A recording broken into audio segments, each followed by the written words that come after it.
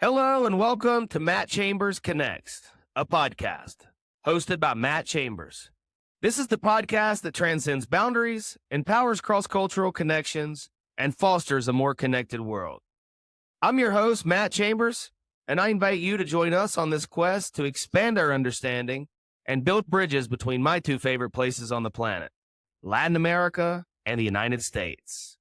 I've been traveling, living, and doing business in Latin America for nearly 2 decades. So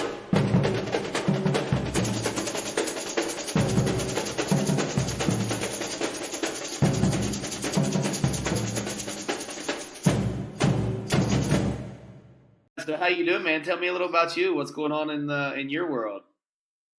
We're doing good. We're in Santiago, Chile. Wow. Yeah, I always need to take a second now and think to remember where we are. But we're wrapping up. We've been in Latin America now for almost 2 years. My goodness, even longer. Yeah, you have your whole family traveling with you too, right? Yeah, we've got 4 teenagers. Oh my So, God. but we're just wrapping up a couple years here in Latin America. So. Yeah, where are you originally from? So originally, before our passport country is the U.S., we were in Virginia, and Cool. So tell me about your Latin American experience. I actually, I've spent I've been traveling, living, doing business in Latin America for about 18 years. So okay, I've run the gamut in Latin America for most of the places that I've wanted to go. At least there's still some out there that I'd like to hit, but yeah, tell me about your well, experience. yeah, no, it's been great. When we decided to become nomad, we wanted to test. I'm a big tester of things. Shoot a bullet before a cannonball. It's kind of my theory.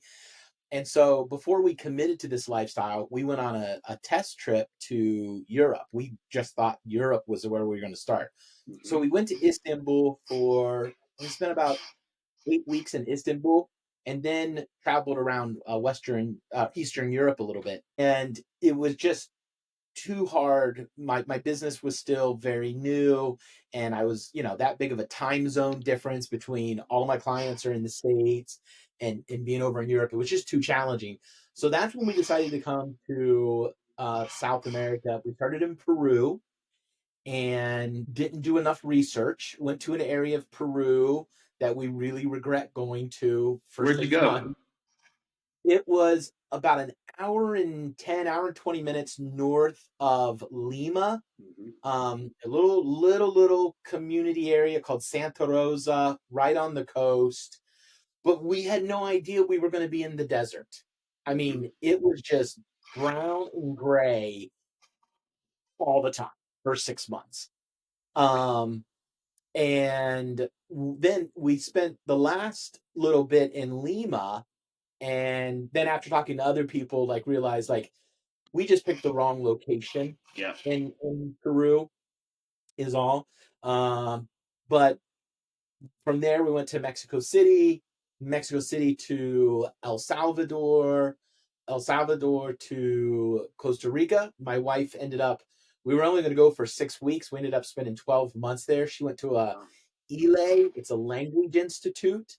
And she ended up doing an entire year of Spanish immersion. And that In El was Salvador. in Costa Rica. In Costa Rica. Okay, gotcha. Yeah, in San Jose. And so we got to go out and, do some trips around Costa Rica, and that was great.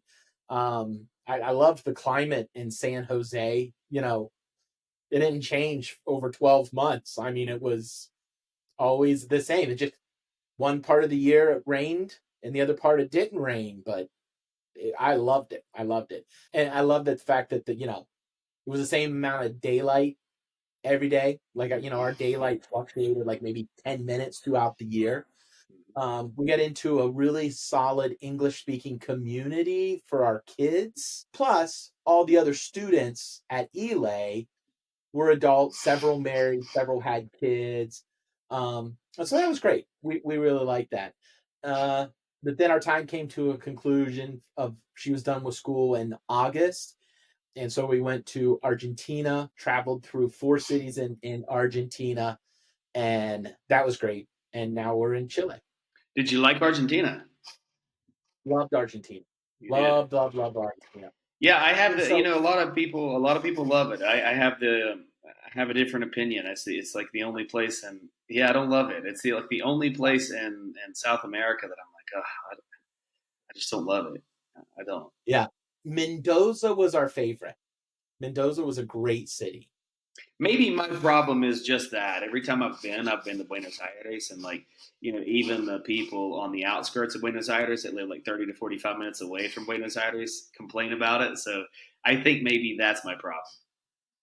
Could be. Yeah, Buenos Aires was different. Now we really like Europe, and so even our kids were like, we'd be walking down the street, and one of our, our 12-year-old would be like, "Whoa, does anybody else feel like we're in, you know, Paris right now?" And then Yeah, we walk a couple more streets, and one of our kids would go, "Whoa, does anybody else feel like we're in Poland?" yeah. It was so fascinating. Um, but we preferred Mendoza, and Bariloche was phenomenal. We did a week there for vacation, um, which always blows people's minds that digital nomads take vacations because they just think we live on You're always vacation. on vacation, right? Yeah. Yeah. But we took a week off and went to Bariloche, and that was great. And so now we really do. So because of the fact we do this as a family, with four, we say teenagers. Our youngest is 12, our oldest is He's 17, and he's the youngest almost there, right? is almost there. So we've got 12 to 17. And so there are a lot more families starting to live this lifestyle who want to. So we do get a lot of people asking us about the lifestyle. And Hmm. the one thing we started telling people is, we'll always do a test trip. I think that's the wisest. Just make sure your family can do this. And we recommend the reason we went to Istanbul, Turkey, is because latitudinal, latitudinal or whatever, latitudinal. No, I don't know how to say that either. It's okay. I I don't don't know. think anyone listening is going to be able to say that either, so it's okay that we don't get that right. The same latitude as Virginia, so they have a similar climate, and that's what we didn't want to go somewhere tropical and go. Oh, this is a great lifestyle because we fell in love with something exotic, and Hmm. so we wanted something in the same temperature, same climate, but we wanted a culture that was very, very different than ours, and we wanted to expose our kids. We're Christians. We have a strong faith. I was a pastor, but we really wanted our kids to live for a season in a community with people of a very different faith, Sure. to see that these are people that get together at restaurants for birthday parties, and they have soccer games after school, and they all want to go home at the end of the day. Like, Hmm. they're people. And so that was really important. So that's why we picked Istanbul. But I would tell people that are starting out, especially if you're a business owner and like me, your clients are all in the USA, man, just keep it simple on yourself and start in South and Central America, Yeah. for the time zone, for the Time zone, and there's expenses. Depending on where you are, Chile's not or is not cheap, and Chile's not yeah. really cheap at all. Peru's not really that cheap. It's not expensive in Peru, but it's not as cheap Yeah. as you The can. food, now Costa Rica's extremely expensive Crazy. food wise, but had the lowest accommodation fee, cost. So Mhm. real low in accommodations, real low in services, but really, really high on food. Argentina, because of the exchange rate and using the unofficial exchange rate, Crazy at cheap. the time we got in, we did really well, and it was very comfortable there. Now, I will say that their president is definitely making some big impacts on inflation. It is. Um, I've really been watching the exchange rate, and even just the couple weeks we've been out, and the exchange rate. I mean, it's almost 200 pesos per dollar less than it was when we went in. So Yeah, that no, he's doing a great job down there for the Argentinians, I think, but it's hurting. The digital nomad lifestyle is not quite as easy as it was. I mean, it's still not expensive, right? I mean, what my opinion on Argentina was that you just get really high from a just eating out perspective. It does cost a little bit more there than somewhere like Colombia or probably El Salvador and those places, but you're getting really high quality food, really high quality stuff for between $5 and $15 every time. So Yeah, it was about now cost wise for a family of six. It's hard to beat, Eastern Europe. We're where'd in you like in Bulgaria. Eastern Europe? Oh, Bulgaria. But we've been to several places. But Bulgaria, we could go out to dinner and it'd be $23, $24 for the six of us. And so now in Argentina's not bad if you don't go try to get a soda every night. Yep, Um, which I did. yeah, It's like it's hard not. you're in Argentina, man. You gotta eat the meat, right? I mean, Yeah, yeah. So, well, it's funny. We would make a sandwich at home and have everybody eat a sandwich, and then we would go get a soda. But instead of like ordering for six people, we would order for two, and we've our kids have gotten very used to that. We went to the central market here in Chile and got, they have the Chilean, king crab. It's kind of the thing, one of the things you want to do when you're in Santiago.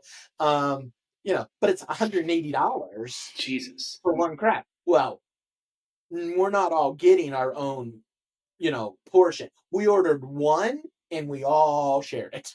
Mm-hmm. I don't know about that. I've never heard about this. But, Chile is a place that I know a lot of people enjoy. It's just for whatever, and there's no reason, but for some reason, it's just never been on my list. I have no idea Yeah. why. Yeah, we haven't gotten out of the city, and or the capital, we probably won't. We don't tend to do a lot out of the capital. One, we have found that capital cities are going to have the most English, Mhm. and now that's not a big deal in Europe. But they tend to have some of the best, if not the best, public transportation.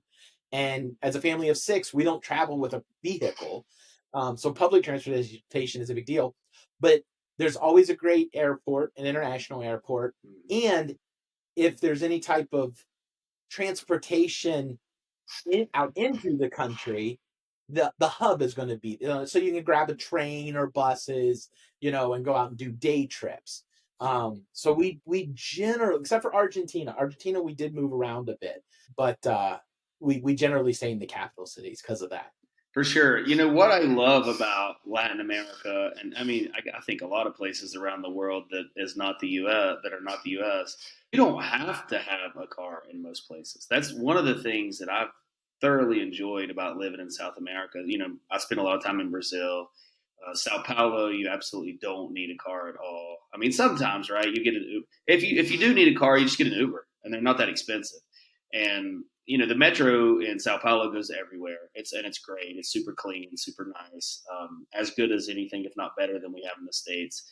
And then in Rio, the same exact thing.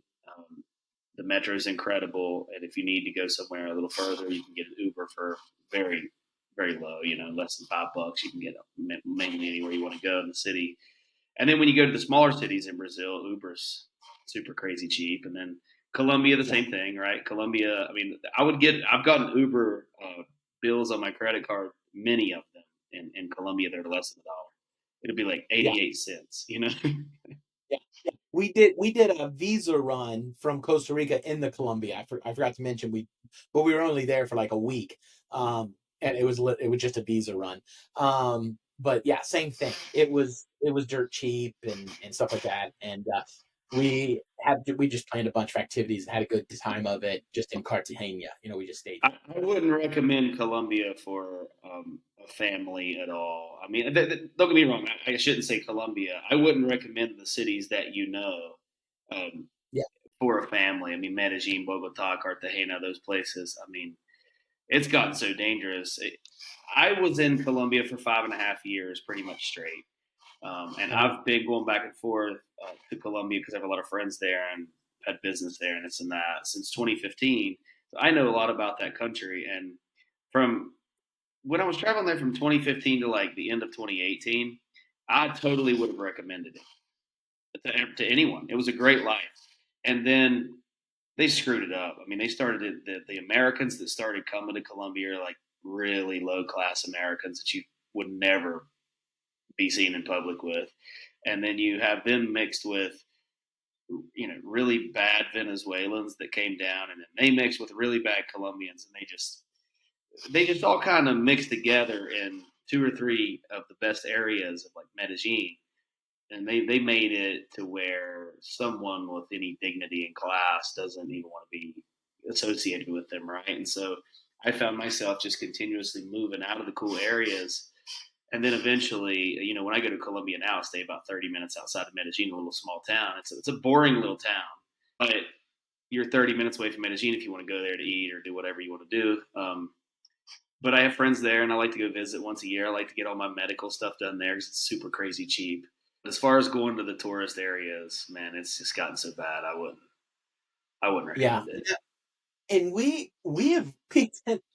tend not to go to tourist areas because we're not tourists, Yep, I'm the Um, same. yeah. And so it was funny when we were in El Salvador, our plan was to go to Ecuador, and we were going to go, and we were gonna rent a vehicle. We had found one for about almost 3 months. We were gonna rent, and we were gonna just do a bunch of stuff. And we met somebody, and they were like, "You don't want to do like Ecuadorians don't drive around Ecuador. Like you really don't want to do that."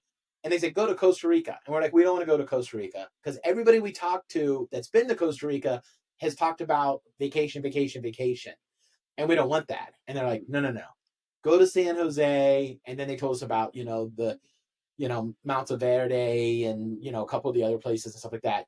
Take trips up to. But then they told us about this language school, and I'm really glad they did. I mean, my wife loved it, learned Spanish, and that has been really helpful now as we jump into places. Because before that, there were times we had to take like when we were in El Salvador, we didn't speak any Spanish, and we had to take our daughter to the emergency room. Now, again, it all worked out. It's all great. There was an apprehension on the way to the emergency room that we wouldn't have had to experience had it happened at this point when my wife knows Spanish. Mm-hmm. Um, but through that, we've also learned it just makes it a little bit nicer and helps make sure you're not being taken advantage of. Yep. Um, because there are times that my wife's picked up on stuff and suddenly, in translation. And so you got to be careful for sure. Absolutely. South America is a place, and that's one of the major reasons for this platform that I'm creating now. I was just talking to a guy the other day. In fact, they own one of the biggest legal firms in Costa Rica, and they have a real estate branch. So I'm going to be doing a series here soon where I'm talking to a real estate expert and an immigration expert in many Latin America countries, not just Latin America, but different countries. And as of now, I've spoken with people in about 7 countries where I have an immigration expert and a real estate expert, because I think those are areas that an expat or someone interested in traveling abroad, those are two areas where it takes you about 5 years, right, to find out who's going to actually help you and not scam you. And yeah, I was talking to that legal firm the other day from Costa Rica, and I told him, I'm like, one of the big ideas behind this platform is that if I bring on the right people, it's going to save current expats or people interested in being expats about 5 years of time. Because Yeah. if I can bring a guy on that you can trust in real estate and a guy you can trust in immigration and legal, that saves you 5 years of sifting through a bunch of scams, right? Yeah, absolutely. We have made some really good friends in Costa Rica, and one of the couples is uh, moving to Costa Rica permanently, and they're moving to Jaco. And so they were in the language school with Marissa. So they were spending a year in language school before they, bought a place in Jaco to move, which I thought was smart. They didn't speak Spanish, so they said we're gonna spend a year learning the language if we're gonna live here, which I applaud. Yeah. Um, and so then they started looking for places to rent, and what they didn't know is people post available properties very different than what they were used to in the States. And so they would just go and they saw all these different people posting about uh, condos and apartments and houses. And so they just one day sat down and messaged like a dozen of them. Well, then they went to they rented a car, went over to Hako, went to the real estate office with a realtor they wanted to work with, and the realtor was like, "We're not going to work with you." And they had really unintentionally pissed this real estate agent off because they had sent out inquiries about places to rent. Well, it was the real estate agents posting about these properties just on their personal Facebook account, stuff like that, and there was no representation there with the agent. So the real estate agent was like, "We don't work with this way. You've picked one real estate agent, you work with them," and they're like, "Well, we didn't know because there's nothing in here that says that this was a real estate. We just thought we were contacting a personal landowner." And they're like, "Doesn't matter, doesn't matter, doesn't matter." And it really set them back. It hurt because it's not a huge town, and so people talk. Well, they struggled after that finding a real estate agent that understood that they weren't trying to, skirt the system. They weren't trying to, cause problems, stuff like that. So it's little things like that that if you're not used to it, you can really unintentionally hurt yourself. And Latinos in general are very sensitive. They get mad about things that you just don't even know why the hell they'd be mad. You're like, why is that person not talking to me anymore? You don't even know. Because the last interaction you had with them, the conversation went very well. I have so many stories about that. I had an attorney in Colombia. He had my residency in Colombia for 4 years. I was only 1 year away from getting a permanent residency there. And I decided not to get it on purpose because at that time in my life, I knew that if I took up residency in Colombia, I was going to stay there because I had the residency. And I knew it just wasn't good for me at that time. I needed to move on. So I purposely gave up that residency. And I don't think I hurt myself by it either because I don't have any interest in going back. But just a quick story. My visa attorney, my friend who had lived in Colombia for about 10 years, he's a very thorough guy. He had recommended this attorney to me. And she was thorough. She was really a quality attorney. But we were talking about my visa, and I had sent her some information. She had requested some information from me, and I sent it over to her at like 8 o'clock on a Sunday night via WhatsApp.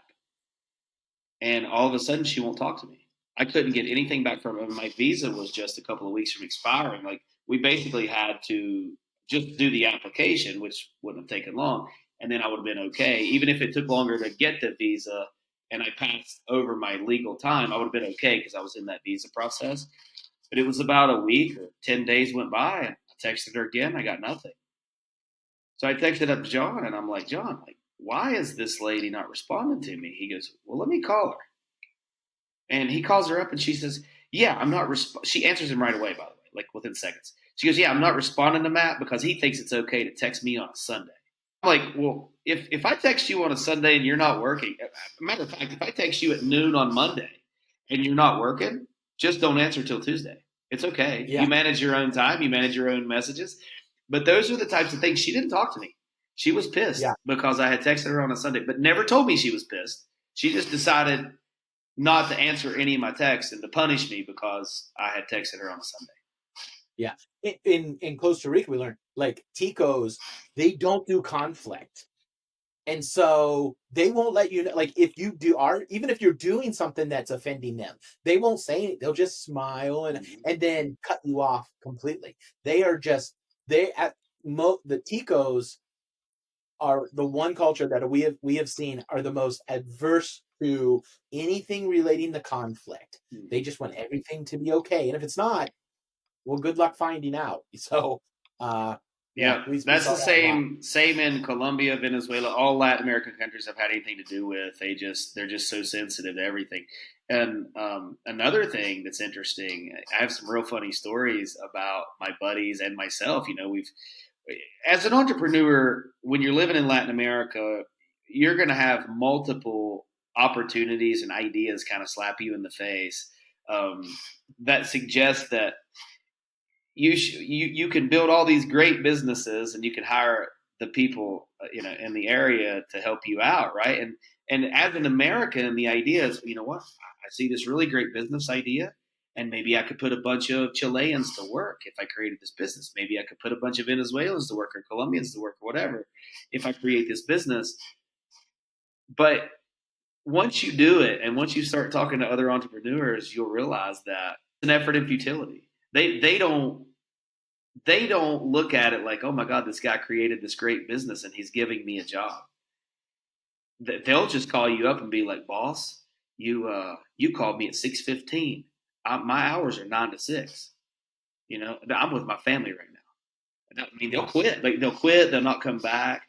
My buddy Randy owns several bars in Medellin, and his head chef called him up about 6 months ago, and he says, "Boss, I'm not going to be coming in today." He's like, "I'm out. I was out drinking with my buddies all weekend. I know I always work on Monday, but I'm just not going to be coming in today. I'm still drunk from the weekend before. If you want to fire me, it's cool. I really like the job, and I'm really good, but I'm just not going to be coming in, and I'll accept any consequences." And that's what you get pretty much throughout Latin America.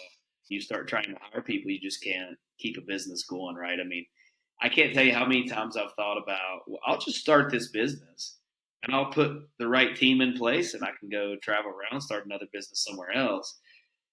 If you leave your business for a month in Latin America, it's gone when you come back. Like, they just won't go, right? They just won't go do the work unless you're there making them do it. Yeah, which is why I think so many entrepreneurs in Latin America only have, even Latin Americans, many of them only have one business. Instead of being a serial entrepreneur and stuff like that, because it does take that. Yet on the other hand, and maybe it's because they're fine with the high turnover, it blows my mind when you're like in El Salvador and they want to flock to working for a call center. There's this idea that if I work for a company from the US, or if I get to the US, like that, like they have this idea of going there and working hard. And I'm just like, you can work, just as hard here and do way better. Mm-hmm. So I don't understand some of that. I don't know where and I've asked people and I've tried to talk to people about, like, why do you think it's going to be better in the United States? Oh, well, it's just the American dream. And I'm looking around going, yeah, but you can literally make that happen right here. Like, Right here. I don't understand. If you just applied a little effort to, because I meet people that they're not afraid of hard work. I couldn't get over it. In Costa Rica, we hired a guy to come and cut our grass, and we didn't have a huge yard. We hired a guy to come and cut our grass, and he did the whole thing by hand with a machete, the whole yard. And I'm just like, what? This is this, and even in the city doesn't have lawnmowers for the parks. Everybody, you would see, 10, 15 guys come through the park with weed eaters. Mm-hmm. And they would just do the whole park that way. But I'm just like, this is not, I don't know. And here in Chile, we were on the bus the other day and we were going by, and they had a group of guys out in a park, in a big park too, all with garden hoses, watering the park by hand with garden hoses, a huge area. And I'm just like, this kind of stuff fascinates me. So, they're not opposed to working hard, but they don't want to go. It's like the idea of the entrepreneurial initiative. I don't know. Seems to be missing in some places. Well, they, for the most part, they just don't know how to work. They don't know how to do stuff, right? I mean, like in Colombia, Venezuela, I've had people, and if they have two things on their plate during the day, they're stressed. They're like, "Oh my God, I'm so busy today." And you're like, "Well, what'd you do?" "Well, this morning I had to do X, Y, Z." "Well, what time did you get finished with that?" "Well, 11:15." And then and at 4 I have to do X, Y, Z. And you're like, "All right, so what happens between 11 and 4? Like, you got plenty of time. Why are you so stressed out? You can go to the gym." It's an interesting place. I mean, even my editor on this, she's one of my friends. I've known her for a long time. And I told her, I was like, look, I want to send you. We put out a podcast every week. That's what we've been doing for 5 months, and I'm trying to bump that up early next year. So I'm trying to get these processes in place with one a week. Make sure we have this down 100% before I start adding two a week. Right? I don't want to be overloading and screwing everything up. So I'm trying to get all that ironed out now. And so I told her, I'm like, look, I'm gonna send you 4 episodes all at once, and you do them all for me, like on a Saturday. I don't care when you do them. You can do them on a Monday, any day you want. I don't care what time of day. But I'm going to send you 4. And let's do those at one time, like let's say beginning of the month, just to make things easy. And then I can send all these episodes over to my interviewees. They can have them. They can do the marketing when they want. And then I can schedule them out for the entire month. I'll pay you for the month. And then I'll send you 4 more 30 days from now. And she was like, wait, you want me to do all 4 at like one time? I'm like, well, I mean, like within the same week would be cool. And she was like, well, that's what you want. But 4 episodes in the same week? Like, huh. And I'm like, well, okay, at minimum, how about I send you one as soon as I do it? And then you do it whenever you feel like it. But I at least want to be able to give the interviewee a week in advance, because we send out the entire video, the audio and video together for YouTube or whatever. And then I also send 7 to 10 really nicely done clips. You'll see she does those. They look really nice, for you to be able to just market on your social media saying, hey, I was on this podcast. And so I want them, we put them out on Wednesday. I would like to get them Wednesday before they go out, 7 days before. Every single time since then, she sends them even later now. I think they do it on purpose. Like now she'll send them on Sunday or Monday, and so now here I am sending it over to the interviewee 48 hours before the episode goes out, and I'm like, these are Americans. They think I look like an idiot sending these things out last minute, and they're just looking at me like, I know people are looking at me like, this guy's sending this to me 48 hours before. I cannot get it through her head that I need those at least a week in advance, and it's almost like when you ask for something extra, they do the opposite. Yeah. Yeah, it took a while. So our director of digital marketing is in El Salvador. She's Salvadorian, and she's great. We love having her on the team. Since she's been on the team, she's gotten married. She just 2 weeks ago told us, at a leadership team meeting that they're pregnant, and so it's been really fun having her on the team. But there was a lot we had to work through the first several months where, a couple of times I had to go, no, like, if you can't work, because something would come up and I'd be expecting something and I'd be waiting all day and I wouldn't get it. Mm-hmm. And I'd finally would send a message in our team messaging system. And the next day I would get a message, oh, I went off, I took off yesterday. No, you have to tell me. Like, you need to communicate. I'm okay if you're going to take it off. Like, that's not the point is and so it took about 6 months until I finally, we had a conversation about how rights come with responsibilities. And that was kind of the bridge where it really clicked. And since then, it eliminated all of that. But it was like, you have the right to work the hours you want. You have the responsibility to make sure they equal this many hours. You have the right to take off a day last minute. You have the responsibility to communicate that ahead of time. And I told my wife, I don't understand it, but it's literally like, that was the concept that made her go, like, it was a totally new foreign concept. And she was like, oh. And so, well, you're going to find a lot of those. I mean, even my editor, who I've known for a couple of years, when I told her I needed those at least a week in advance, she was like, well, I mean, if you don't like the way I'm doing it, you can get somebody else. That was her answer. Her answer wasn't like someone else's, like someone in the States or someone that has a work ethic. They would have been like, okay, can we figure out a new way to do this? Maybe, Matt, you could send me these a little earlier. We could come to some kind of agreement, right? But that wasn't her answer. Her answer was like, well, you just get somebody else. It's fine. And I know she doesn't have any money, right?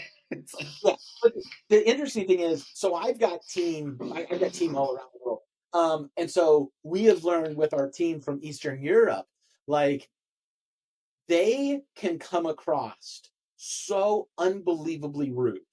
Like, you will think this is the most rude employee I've ever had. And they're not. They're just very blunt and to the point. Straight. Yeah. They're just very straight. And um and they're not cold, but we were talking to a lady while we were over there one time, and she grew up behind, she remembers that behind the Iron Curtain, one day the police came and arrested her dad because a neighbor who was like his best friend for years had reported that he was listening to a radio station that was not an approved radio station. And her and her family were scared to death. And he was gone for a week. And finally he came back home, but they had no idea if he was coming home or not. And she's like, when you grow up that way, where even you don't even know if your best friends are going to be the ones that eventually turn on you, you don't just in a couple years even get over that. It's hard to trust people. And so they're just very short, to the point, professional. They want to get it done. But then we've got some team in India, and they are always, I mean, we'll be in meetings and I get yes, sir. Yes, sir. Yes, sir. Eric, sir. Every time. No other employee gets called that. Like, he'll be talking to other people in the meeting and he'll like call them their first name and stuff like that. Like, told him, I'm like, you don't have to call me sir. Oh, sir, you're the owner, sir. Yes, sir. You're sir. And so he just has this huge amount of respect. And so it's one of the fascinating things about having people from different cultures on my team. For my Latin American team, yeah, they're a little more, It's a hand holding. It's a lot of babysitting. A lot more. It's a lot more of, did you get that done? Did you get that done? Did you get that done? Yeah, it's a lot of that. And even, honestly, even the people that are good, even the people that you would consider good in Latin America, you're still all over their ass to try to get them to do stuff, because they'll have 10 things on their plate for work that day. Well, they won't ever do 10 things in one day, but if they had 10 things on their plate in a day and some friend calls them wanting to go to the mall, they'll just put the work down and go to the mall for 6 hours and be like, oh, I'll get that done tomorrow. I mean, it's not that important, My friend Saturday. Do you need reliable shipping across Latin America and the Caribbean? CaribbeanShipper.com specializes in delivering from the U.S. straight to your door in Colombia, Panama, and Argentina. And yes, they also serve the Caribbean, from Turks and Caicos all the way down to Trinidad. Right now, they're rapidly expanding in Medellin, Colombia, and quickly growing their presence in Panama and Argentina. With door-to-door tracking, insured shipments, and seamless customs handling, they've got your shipping needs covered. So whether you're a digital nomad, a retiree, or a business scaling internationally, Caribbean Shipper is your trusted partner. From consolidating online orders to shipping full container loads, they ensure your packages arrive safely. So register today at CaribbeanShipper.com/register and let them take care of your shipping needs throughout Latin America and the Caribbean.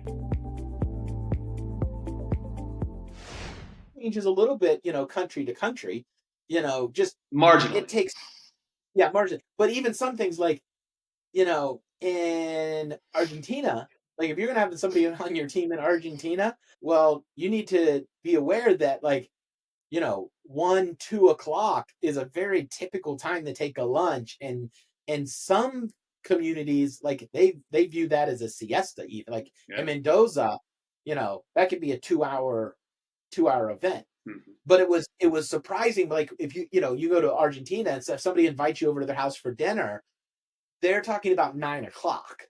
They're talking 8 p.m., 9 p.m. Well, Argentina, 9 p.m. People are just arriving to dinner. They might not eat until 11. The many restaurants don't even open till 7, 8 o'clock. That's right. Mm-hmm. And no one's there the first 2 hours. Yeah, which was when we went. It was perfect. We could get in, eat, and get out.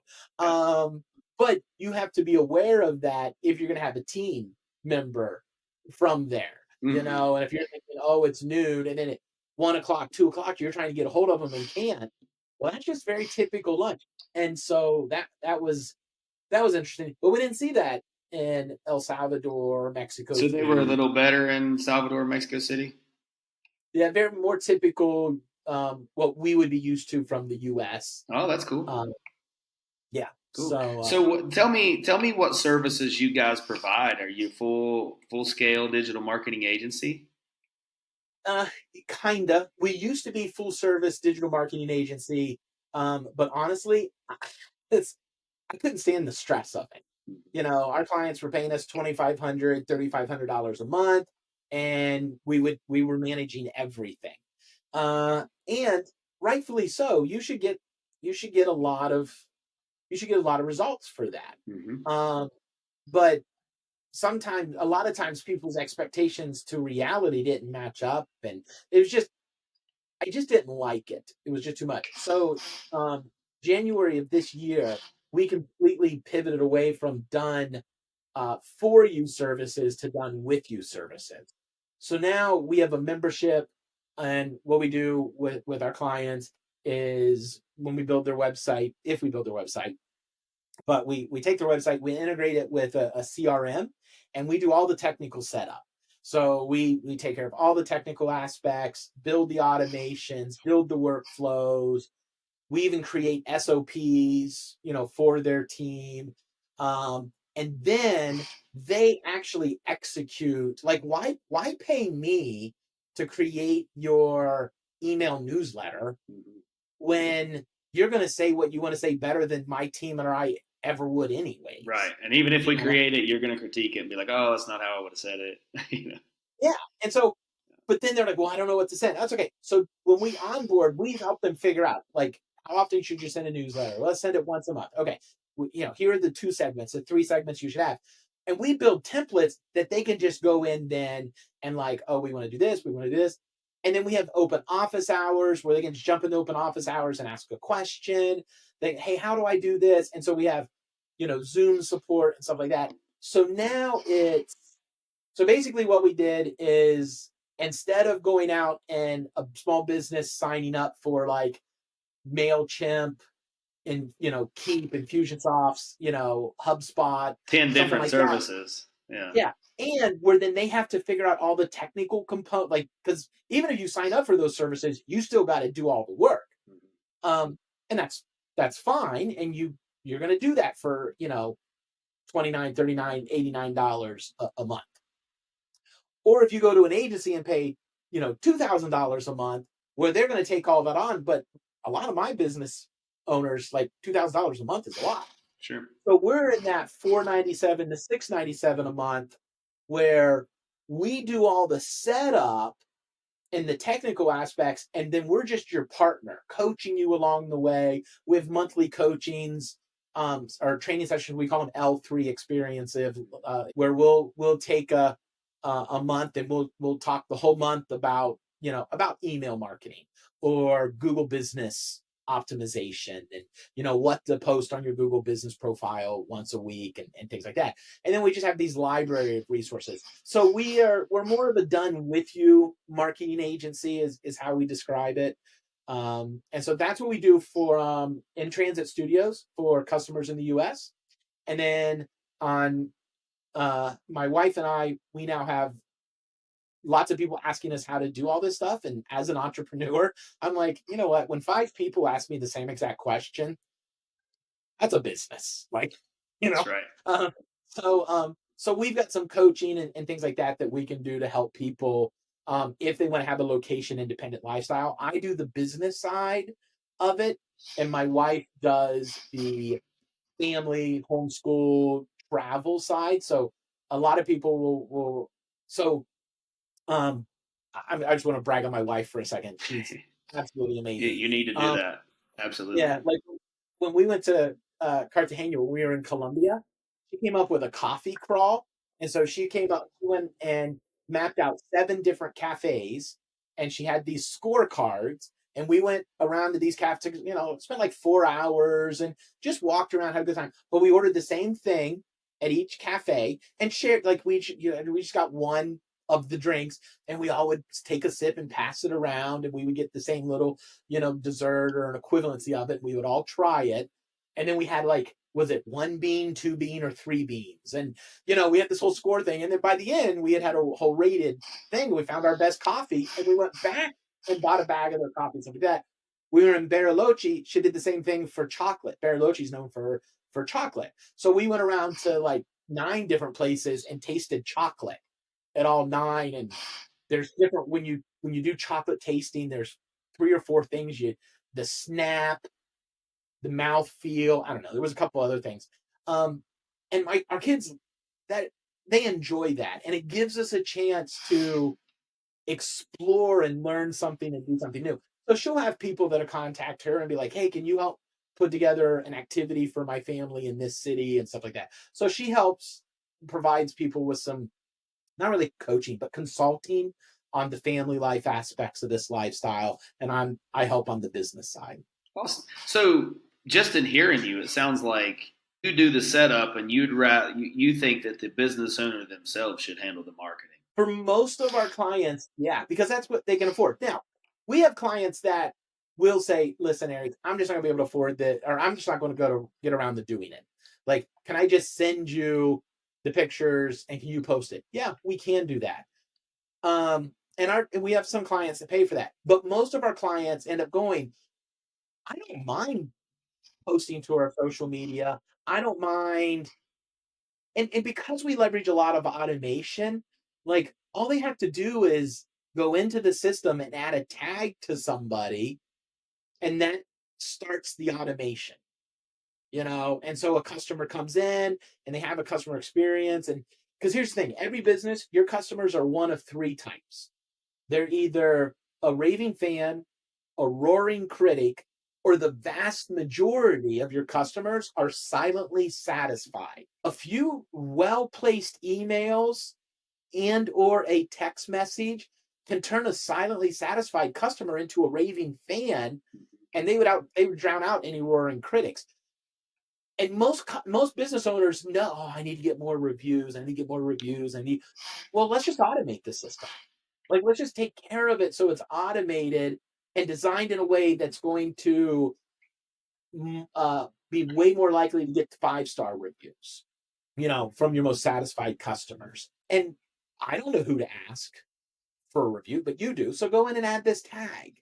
And so we have found that most of our customers like that, and they've always wanted to do that for their business, but they never could figure out the technical aspects and keep up with all that. And so that's where the partnership comes in. We're the geeks. We're the geeks and nerds, and we do all the connections and API and yada yada. We do all of that, and then we're here to just coach you and help, and you execute. And most of our customers really prefer that. Digital marketing, I find to be a bear, and I'm using Later. I use Later to auto post all of my stuff, and I typically plan out at least a week, sometimes a month ahead, depending on how many podcasts ahead we are.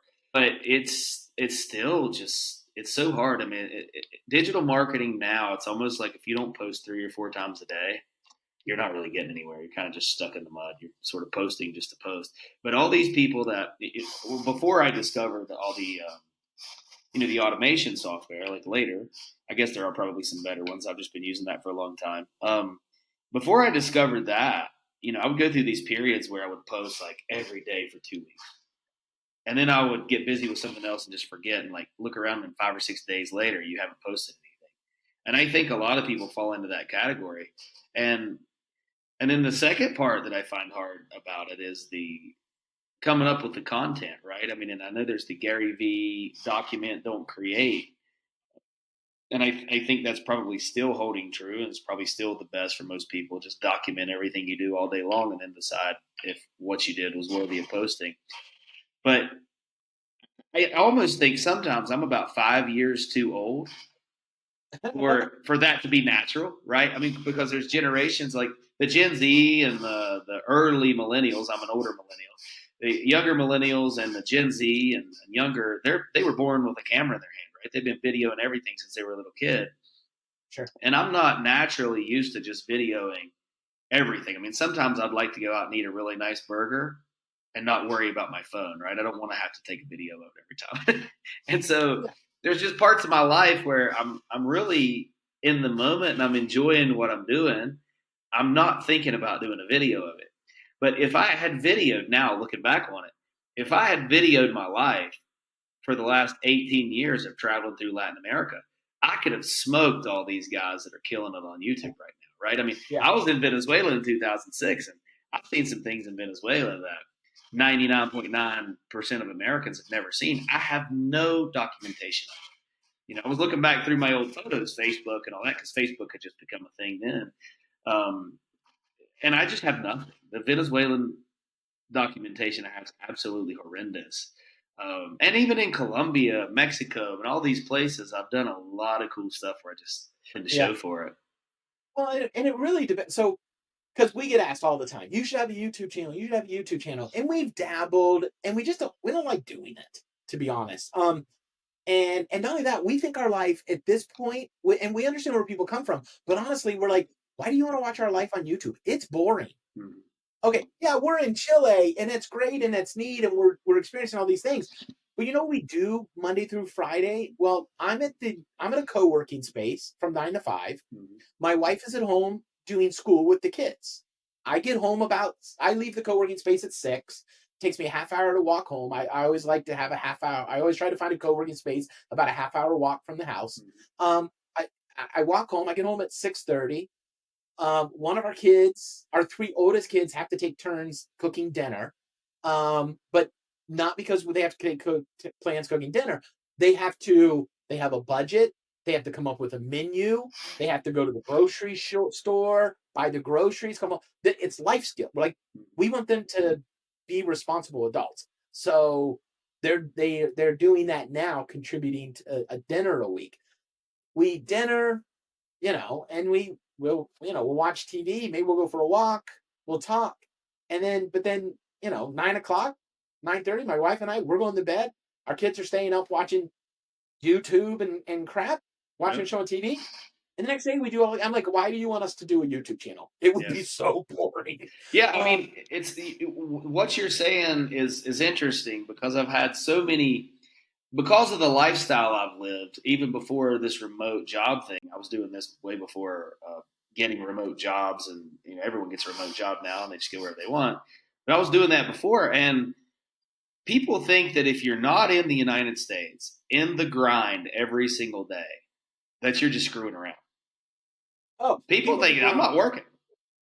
Yeah, yeah, yep, yep, and they think this is ridiculous. Like, people are blown away when they find out we do this lifestyle on $8,000 a month take home day. Absolutely. I mean, that's covered, and that's for a family of 6, which honestly was a little less than what it cost us in the United States. Yeah, absolutely.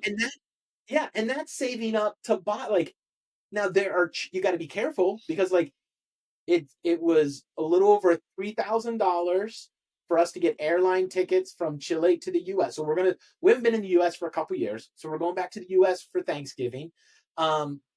We haven't, my kids haven't seen half of their grandparents. My parents came to Costa Rica twice when we were there, which was amazing that they did that. Was really cool. I think it finally kind of clicked. Like, my dad, he just couldn't understand that I was making a living with a computer. Like, it to him, like, wherever you wanted to be. Yeah, like, don't you have to go into work? Like, so having them come and visit us was great. But there's a big part of the family, my kids, we none of us have seen for a couple of years. So go up to the States. Well, that's 3,000. And then we're December 3rd or December 2nd, we're flying to London. Well, that's another 3,000. So there's $6,000 in tickets within a couple weeks. But my wife and I knew this a year ago. Right. So it's a little bit in savings, a little bit in savings, a little bit in savings, a little bit in savings, and then we get there, boom. But yeah, most people think that, like, it's $8,000 a week because they think when they go on vacation, oh my gosh, when we on a vacation, we spent $4,000, $5,000, $6,000 on that 1 week of vacation.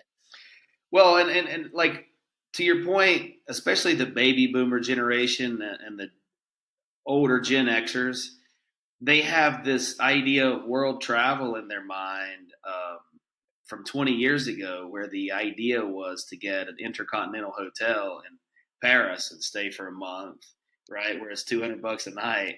and then you move. You get a plane flight and fly from there to Rome.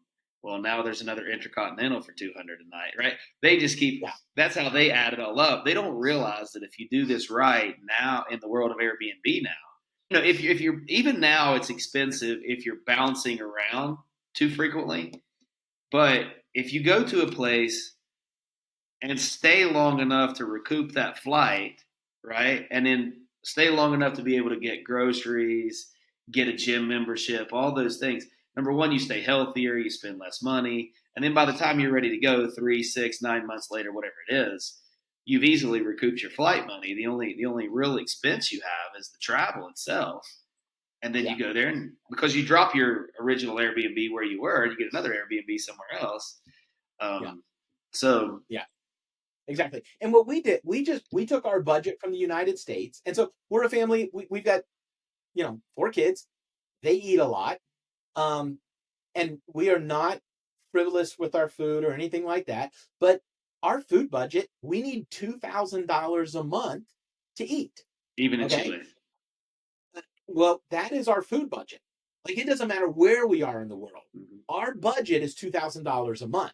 Now, when we're in Istanbul, when we're in Bulgaria, Poland, we're eating out every day, a couple times a day, right? In Costa Rica, no, we did not eat out that often in Costa Rica. Costa Rica food is very expensive. Here, when we get to London, oh no, no, no, there will no be eating out Sure. in London. We'll get a meat pie from Borough Market and share it, but that's our budget. We do the same thing with accommodations. So in Peru, we had a house with a swimming pool on the roof, right? That we thought that was, phenomenal. Here in Chile, we are in a tiny little 2-bedroom apartment, and our boys sleep on mattresses in the living room at night. But we tell our kids, almost every time we're like, we can say in this Airbnb, you two are going to have to sleep in the living room, but then here are the experiences you can choose from. Or we can say in this Airbnb where everybody gets their bedroom and there are no experience to choose from, where do you want us to put the money? And our kids are always like, we'll sleep in the living room. Absolutely. They can have more fun. Yeah. Now, in some countries, it's not like that. And if you're careful and you don't, like, anytime we're in a country and we go to a vacation spot, we're always paying 20, 25% more for food. And so one of the things I like about co-working spaces is getting to know, look, hey, where should we go eat? Where should we go eat that we can afford? Oh, and we always we found a cafeteria in Mendocino, Argentina. This little cafeteria. It was $18 for all 6 of us to have huge lunches. And so I mean, you can't beat that. But we would have never found it because those places aren't on Google Maps. I was always a person who ate out 2 or 3 times a day, no matter where I was. I mean, for many years. I had business. I was on the road all the time traveling, so I'd eat out 2, 3 times a day. And then over the last few years, COVID changed that because COVID actually taught me how to stay inside because we had no choice but to stay inside. So I actually learned a lot about being in the house, which I had never. Really still eat out once a day, but I try to cook twice a day, and I enjoy. I don't know. It's like every time I eat out, at least 80% of the time that I eat out, I wonder why I ate out because I'm like I could make that food better at my house. I don't know. But I also don't like.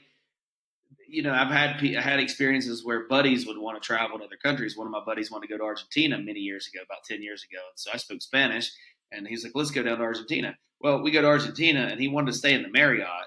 And I was like, all right, whatever. It's one experience, right? For a couple of weeks, we'll stay at the Marriott. He paid for it with all of his travel points. And then we get in there, and I didn't realize that he also wanted to stay at the Marriott so that he could eat there twice a day because he felt safe eating inside the Marriott. And so there's another side of it where I'm like, I don't really see a point in going to any place if you're not going to try the local food, right? Like, what's the point? Yeah. Yeah. And you've got to get over something. Like, I'll tell you what, the first time I can't imagine how my parents would have reacted if they would have visited us in Peru and we would have taken them to the open air market, the feria, where we got our groceries, and we would have walked in and they would have saw whole chickens Yep. just hanging there out in the open air. Sure. Like it was enough for them to try. They were so nervous about eating the eggs because They didn't freeze them. They didn't put them in the freezer. They were in the refrigerator. Yeah. We walked over to the little pulperia across the street, and my dad's like, "Why are there eggs out?" I'm like, "The eggs are always out here, and you eat them." Like he was just like, "I don't know." Yeah, it's interesting. It's interesting what you can do when you're not shooting hormones into stuff and pasteurizing everything. When you just Yeah. let the chicken lay the egg and you grab it and wash it and put it in the carton, you can leave it there for in all of South America. I've never walked into a grocery store and seen eggs in the freezer or in the Yeah, no, refrigerator. a little bit we see in the Chile, they have them both places. We've Oh, they do. noticed that. Yeah. But it's been the first one, and we still don't buy them refrigerated. It's totally not necessary. No, no. And so we just, and you get used to that kind of stuff. Now we travel with a water filter that I can hook onto most kitchen sinks. Oh, that's a good But idea. yeah, and so that's been really good. It's just this, and it's got like this O-ring in it. You can slide it up on most kitchen sinks, and it's got screw adapters if you have a one that you can take the screen off and stuff like that. It's a Sawyer. I'd have to buy 10 of those. There's no way that I would left an Airbnb. Yeah, we left ours once in Mexico City. We had to get another one. Mexico City's an awesome. We could have an entire podcast talking about Mexico City. Mexico City was amazing. It's so we keep a list of 3 cities we could. My wife and I don't see ourselves ever settling down in the U.S. again. I think we'll probably be permanent expat. It could be different. You never know with us. Like we've just learned to tell people, even when we tell you what we're planning, don't count on it until we bought the tickets. Mm-hmm. Okay, so because we'll change our mind last minute a lot. Yep, I do it all the time. Yeah, and so once we buy the ticket, we're pretty well locked in. So that's kind of our thing. But anyway, so I forget where I was going with that. What were we talking about? Mexico City. You keep a list of your 3 favorite cities, I think you said? We keep a list of 3 cities that if we ever did decide to settle down, or we will one day, where Mexico City is on our list of 3. It's amazing. We love it. What are your other 2? London. My wife loves London. That's why we're going back. She absolutely loves it. It wouldn't be my choice, but I love my wife and she loves London. And now, used to be Prague, but Mendocino, Argentina. Wow. Prague. I love Prague, by the way. What a great city. I've been there, spent a couple weeks there. That's why it was on our list. But I'm telling you, I'm not Mendoza. Mendoza, Argentina. We loved Mendoza. Well, that's the wine country, right? It's wine country, and it's delicious, and it lives up to the hype. It's absolutely great. It just, the people were great. It was just different. It was just very different than any other Latin American city we had been to. We just absolutely loved it. So neat place. Yeah, no, I will do more of Argentina at some point. I've been super in love with Brazil since early 2022. And I feel more of a connection in Brazil. The interesting thing is when you talk to people from the States that are like, how do you decide where you want to travel to or where you want to live? And I'm like, it's a feeling you get, right? You just have to travel to a bunch of places, and you're going to like things and hate things about all the places. But at some point, you're going to land in a few different places around the world and say, I feel good here. It's just going to be a natural thing that comes over you. And Brazil for me was that. For me, Brazil, some of Latin America, like Colombia, I loved for a couple of years, 3 years before the digital nomads took over. Like I said earlier, it was amazing before the arrival of all these Americans I'll never ever hang out with. Yeah. So Colombia had a really great feeling when I landed in Colombia. Then that changed, and then when I went to Brazil, I never had that exact same feeling. Like it wasn't like I was like, wow, I'm home, right? But I had a connection with the people. I found that Brazil is the only place I've been to in Latin America where I could truly be myself 24 hours a day. Like I just vibed with Brazil and it was more natural for me. It wasn't the most comfortable place I've ever been by any means. And one of the reasons I left Colombia was to get out of my comfort zone. And Brazil was the answer to that. So I've never felt super in my comfort zone in Brazil, which I think is great. But I connect with it and I can vibe at the highest frequency possible. And the Brazilians just eat it up and vice versa. That's what Brazil is for me. I haven't That's great. found that, even though I could say many things about, I could say many great things about the majority of Latin America, incredible things. Um, there's a couple of them though where this just feeling comes over you, and you're like, wow, this is it, you know. Yeah, yeah, absolutely. And you got to be like, because it's hard for us to say people like after this experience like we've been to Chile. No, we've been to Santiago. Mm-hmm. You know, and it can change. Like you can go to Costa Rica, but if you never leave, if you only go to Jaco or you only go to San Jose, like you haven't been to Costa Rica. Right. Not like you've got to get out there because it is the Nicoya Peninsula. Oh my gosh, it's like its own little country. I mean, it's just absolutely amazing over there, and you know you can go swimming with the bioluminescent algae, and you know it's just the sea whales, and I mean the Nicoya Peninsula was amazing. And then an hour and a half, 2 hours in the car, and you're in the cloud forest, you know, and you're up in Monteverde, and it's just so completely different. And then 2 hours later, you're in San Jose, and so you got to get out and see a little bit of the different places because there have been a lot of people I've talked to. They're like, oh yeah, like that. I keep saying we've been to Mexico City. We've never been. I can't say I've been to Mexico. I've been to Mexico City, but I can't say I've been to Argentina, Costa Rica, El Salvador, Sure. because we got out and saw parts of the country. Yeah. I used to make that argument in Medellin, Colombia. When I first went, I said this a million times, but when I first went to Medellin, there's a real nice area called El Poblado. If you Google it, they say that it's like the nicest area of Medellin, all this stuff, which I totally don't believe now, especially not now. It might have been then. And so I would meet all these Americans that were agricultural investors. Back in the day when I first started going to Medellin, that's what it was. It was a lot of investors, a lot of really successful businessmen coming down there. Now it's not that at all. It's the opposite of that. But all these guys would come down and live in El Poblado for years and never really leave. Like, yeah, maybe their friend invited them to another neighborhood and they went over there, had a coffee and ate, but they come right back to Poblado, right? They never immersed themselves in any other neighborhoods in the city. And so I always used to say, I'm like, this isn't even Medellin, you know, this isn't Colombia, right? It's like going to, I don't even know if I can give a good example, but you know, you go It's like to, going to Disneyland and saying which one's in Florida. Disneyland. It's like going to Disneyland and saying you've been to Florida. yeah, exactly, something like that, right? It's one neighborhood, and it's a super high end, wealthy neighborhood, and the majority of Colombia is not wealthy.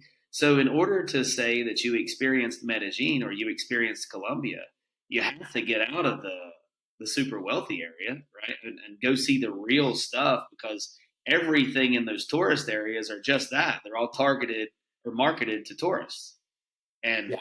it's not the same as going to some little truly Colombian coffee shop or truly Colombian breakfast because it's all Americanized. And I think Costa Rica has a lot of that too now. But America, it's probably the most Americanized Latin American country. Yeah. Well, there are parts like in San Jose, you know, uh, in the capital city. I can't remember the name of the one community now, but people that like live there, like it's if you go over there, you see a bunch of American stores, you see a bunch of, you know, US restaurants, you know, they have an Olive Garden and all this stuff. But then when you at like we had an empleada, and when we saw where our empleada lived, huh, that's Costa Rica. Right. Yeah. That's where you get out and really, you find out what's what. And we lived in a very, Costa Rican, we definitely that's the one thing I liked about the one of the things I liked about the school my wife went to is it was very much in a Tico community. And so it was great. Yeah, no, that's awesome. Getting out and getting the real experience is the only way. Let me ask you: have we missed anything? Have I missed anything that you'd like to get out there while we're in business? Yeah, yeah. No, my bit in transit studios, we work with local businesses in the United States. So which I don't think you're gonna get many of those people listening. But so if anybody's interested about the lifestyle side of what we do, or talking to me about the business side, like I've got a podcast. My wife has a podcast, so she has Digital Nomad Family podcast, and it's more popular than mine, and I'm okay with that. I have Digital Nomad Entrepreneur podcast, and but we have a website, Family of Dashes, and so my Family wife of and I what? of dashes. So we have Like the this dash. Japanese My wife and I both have a dishes. dash. So uh, Family of Dash, DASHES. This like a Okay, dash. dashes. Got it. Um, Yeah. My wife and I both have this dash tattoo. We got it many years ago. It's from a sermon series called Learn to Live Like You Were Dying. And the idea behind it is, when I was a pastor, I would sit with people in hospice care, and with them and their family as they were taking their last breaths.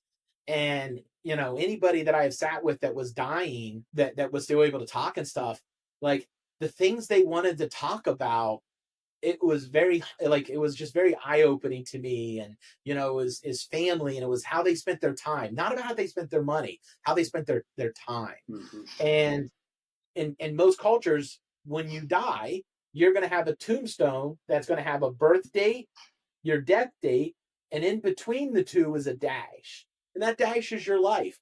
And you don't know where you are in your dash. I'm 49. If I die when I'm 51, I'm not middle aged. I'm a really old man right now. Hmm. So we got our dash tattoos about 13 years ago, to remind us just to make the most of every day. So as I go to reach for something, or I go to reach for the TV remote or something, and I see that dash, it's to be a reminder of, is this how I want to spend my dash today? This is how I want to spend my day. And maybe that's part of what led us to being digital nomads. Yeah. One of the last guys I sat with who was dying, he was just like, he told me about 24 hours before he died. He's like, Eric, this is how it was supposed to be. He's like, I worked really hard. And a year ago, I retired. And my wife and we were going to spend our retirement years doing all this stuff. And he goes, and a week after I retired, I got diagnosed with cancer Ugh. that I'm now going to die from, and a year later. And so that was a huge, like, why does this season of my life have to be about raising our kids Mhm. to move them on, so then my wife and I can go into the next season of life? I don't know what season, I don't know how many seasons I have left. So we're just going to do we're just going to make the most of it now. And Mhm. we have loved traveling. We've traveled for 3 years full time. We live out of carry-on luggage only. We're very extreme minimalist. Um, and there are pros and cons. We have to watch our kids say goodbye to their friends. Now, yes, they have technology to maintain those relationships, but our kids have definitely become third culture kids. Um, and so there's some challenges with that. When they are talking to their friends in the States, or even family, we'll be talking about something, and somebody will be sharing, their cousins might be, one of their cousins might be sharing a story. And rightfully so, one of our kids will go, oh my gosh, that was something like that happened to us once. We were in Paris, and we were at the Eiffel Tower, and their cousins were like, wow, that must be Yeah. nice. Yeah. Of course. And even their aunts and uncles, like, oh, it must be nice. And it's like, well, they didn't have a choice. My wife and I put their butts on an airplane and took them there. Like, Right. why be like that? So I hate the we must be nice people. By the way. Yeah. Must be nice is like scratching a chalkboard for me. I'm like, Well, it must be nice that I put 80 hours a week into this, you know? go do it. What do you mean must be nice? Go do Exactly. it. Well, I could, what am I? How do I make money? I know a digital nomad that makes and sells furniture. He makes and sells furniture everywhere he is, and makes it from local resources and places, and sells it and ships it worldwide. Like, if you can make a living as a furniture maker as a nomad, shut up. You can make a living doing anything. That's right. Yeah. So I just don't. But anyway, I got to be careful because I have to be reminded other people have feelings. Yeah. Yep. But yeah, so we have a website, Family of Dashes. And so if anybody wants to connect with us, cool. Follow our journey, Family of Dashes is the best way to do it. Absolutely. Sounds good. Well, hey man, thanks for coming on. I sincerely appreciate it. I think this was an incredible conversation for people, and people listen, they should get a heck of a lot of value out of this, and from many different perspectives. So thanks again. Well, I love what you're doing. It's awesome. And sounds great. All right. Great. Thanks a lot. Thank you so much for joining me on this episode of Matt Chambers Connects. Stay tuned for upcoming episodes where we'll dive deeper into these two fascinating worlds. If you enjoyed today's episode, please subscribe to our YouTube channel, Matt Chambers Connects. You can also find us on Spotify, Apple Podcast, YouTube Music, and many other major podcast platforms so you don't miss a show. Also, please join us on our social media channels so you can connect with other listeners and ask your most pressing questions. And also tell us what types of guests you'd like to see on the show. Thanks again, and I'll see you next time.